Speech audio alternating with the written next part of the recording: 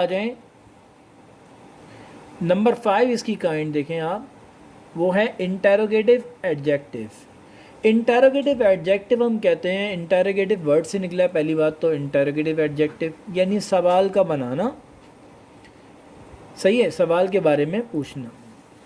सो ये एडजेक्टिव इस्तेमाल ही होता है सवाल बनाने के लिए, किसी भी चीज़ को पूछने के लिए। तो हम, और ये इस्तेमाल होता है नाउन या प्रोनाउन के साथ। अब आप इसके बारे में देख सकते हैं, विच, वॉट, वूज। विच का मतलब जो आप पूछ रहे हैं किसी भी चीज़ की चॉइस के बारे में, आपने ऑप्शन दिया, for example which one you like, आप कौन सा पसंद करना चाह रहे हैं, आपने 2 चीज़ें, 3 चीज़ें, 5 चीज़ें सामने रखी, या किसी भी चीज़ के बारे में डिस्कस कर रहे हैं, आपके पास चॉइस आप किसी को दे रहे हैं, तो विच का वर्ड यूज़ करेंगे। वॉट का मतलब ये है जो आप किसी के बारे में, चॉइस के बारे में जो बनाना चाह रहे हैं उसके बारे में पूछना चाह रहे हैं। इन जनरल, इन जनरल से मुराद आम तौर पे, व्हाट डू यू लाइक, आपको क्या पसंद है। इसमें आप चॉइस दे नहीं रहे हैं, आप चॉइस पूछ रहे हैं कि आप चॉइस बनाओ। अच्छा, थर्ड कैटेगरी क्या होगी, हुज़। हुज़ का मतलब है आप पूछ रहे हैं कि किसी भी चीज़ के बारे में कि वो किस चीज़ से बिलोंग करती है या किससे ताल्लुक़ है उसका। हुज़ का मतलब आप किसी भी चीज़ या शख्स के बारे में, उसकी ताल्लुक़ के बारे में पूछ रहे हैं। एग्जाम्पल देखें आपको और ज़्यादा क्लियर हो जाएगा। Which song will you play on your wedding day, कौन सा सॉन्ग आप प्ले करेंगे वेडिंग डे पे। What pad do you like, do you want to get, आप कौन सा पैड ख़रीदना चाहेंगे। ये जनरल बात हो रही है, ये आप एक स्पेसिफिक मखसूस बात कर रहे हैं वेडिंग डे के बारे में। और थर्ड कैटेगरी आप देख सकते हैं, हुज़ चाइल्ड इज़ दिस, ये चाइल्ड किसका है, यानी किससे ताल्लुक़ रखता है।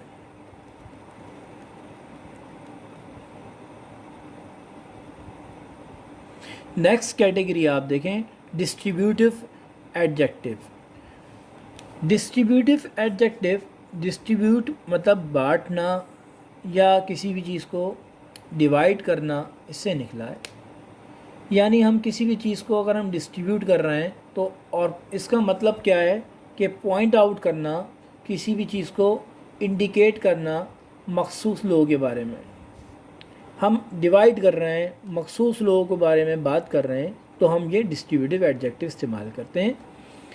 किस तरह, देखिए मखसूस लोगों के बारे में बात कर रहे हैं, they single out a particular noun और प्रोनाउन, यानी हम किसी मखसूस ग्रुप में से नाउन या प्रोनाउन को सिंगल आउट कर रहे हैं, निकाल रहे हैं। इन ऑर्डर टू मॉडिफाई, यानी उसको, उसके बारे में इंफॉर्मेशन देना या उसके बारे में डिटेल बताना, या उनके बारे में मॉडिफाई, उनको तब्दील करना चाह रहे हैं, उनकी अटेंशन ग्रिप करना चाह रहे हैं, अटेंशन देना चाह रहे हैं इसके अंदर, तो हम डिस्ट्रीब्यूटिव एडजेक्टिव यूज़ करते हैं। ये सारे देखें वर्ड लिखे हुए हैं, any, each, either, every, neither. अभी आप इसकी एग्जाम्पल देखेंगे तो और आसान हो जाएगा आपको समझना कि एनी कोई भी, ईच हर एक, आइदर कोई एक, एवरी हर एक को, नाइदर कोई भी नहीं। This adjective stand right beside the noun, ये नाउन से बिल्कुल साथ साथ खड़े होते हैं, आते हैं और ये मॉडिफाई करते हैं। इसकी सैम्पल आप समझ सकते हैं। For example number 1, I don't like any liar. अब मैं बात कर रहा हूँ कि मुझे कोई भी झूठ बोलने वाला पसंद नहीं है। इसमें आप उन लोगों को इंडिकेट कर रहे हैं जो कि झूठ बोलते हैं, तो उनको आप क्या बोल रहे हैं कि मैं पसंद नहीं करता कि झूठ बोलने वालों को, यानी आप इसमें पॉइंट आउट कर रहे हैं उन मखसूस लोगों को जो कि लायर हैं। सेकंड एग्जांपल देखिए, डोंट टच आइदर प्लांट, आप कह रहे हैं कि किसी भी प्लांट को छूना नहीं, यानी आप किसी बंदे को कह रहे हैं कि कोई भी प्लांट को नहीं छूना, या नॉर्मली किसी पूरे ग्रुप को कह रहे हैं कि कोई भी किसी प्लांट को भी हाथ ना लगाए, पौधे को हाथ ना लगाए।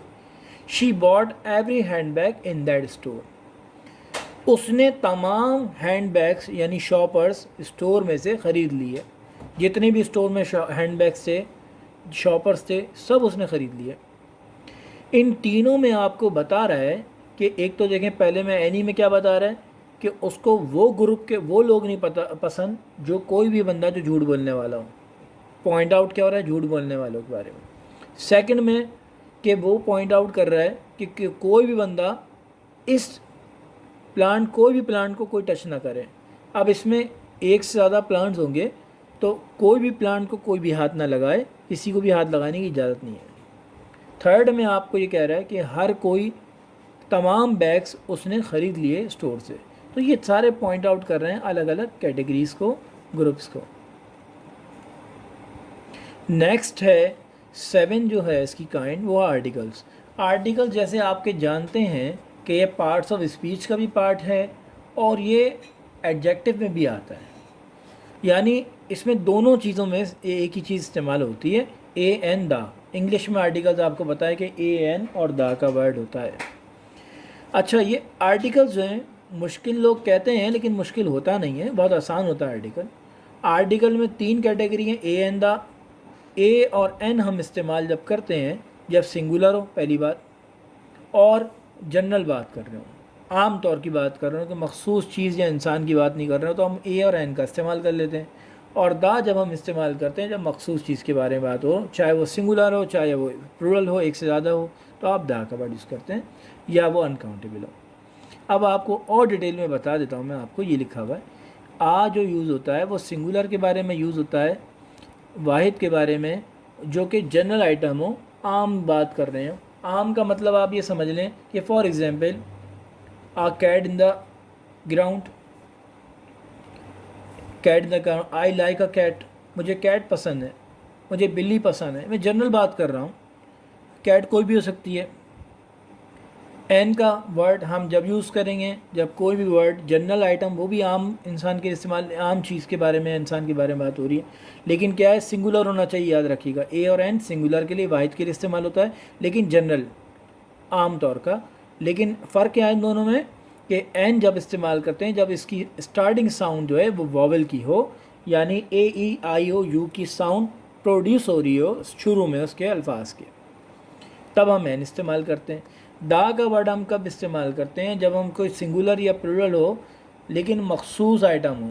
मखसूस आइटम फॉर एग्ज़ाम्पल, ये वो बिल्ली है जो ग्राउंड में घूम रही थी। सो क्या होगा, इसका सेंटेंस क्या होगा इंग्लिश में, this is the cat which I saw running in the ground. तो दा का वर्ड मखसूस चीज़ या शख्स या जानवर के बारे में इस्तेमाल होगा, या एक भी हो सकता है, एक से ज़्यादा भी हो सकता है। अब आप इसका इस्तेमाल देख सकते हैं यहाँ पे, देखें, use the, a cat can be use to refer general things, आम चीज़ों के बारे में, दुनिया में कोई भी बिल्ली हो सकती है। A cat, the cat is use to refer the cat just walk by. दा हम इस्तेमाल करते हैं कि मखसूस बिल्ली, फॉर एग्ज़ाम्पल, जो कि चलती भी गई हो आपके सामने से। एग्जाम्पल देखें, the elephants left huge foot prints in the sand. वो एलिफेंट्स जो बहुत बड़े बड़े निशानात पैरों के छोड़ गए रेत के अंदर। अब वो मखसूस एलिफेंट्स होंगे, ख़ास एलिफेंट हैं जिन्होंने निशान बनाए अपने पैरों के रेत के अंदर। अब इसी तरह एलिफेंट्स का दूसरा हम ले लें कि an elephant can way over 6000 pounds. अब मैं जनरल बात कर रहा हूँ, एक हाथी जो है उसका वज़न जो है 6000 पाउंड से ज़्यादा होता है और हो सकता है। तो ये हम जनरल बात कर रहे हैं, कोई मखसूस हाथी नहीं है, कोई भी हाथी हो सकता है। तो ये आज का लेक्चर था।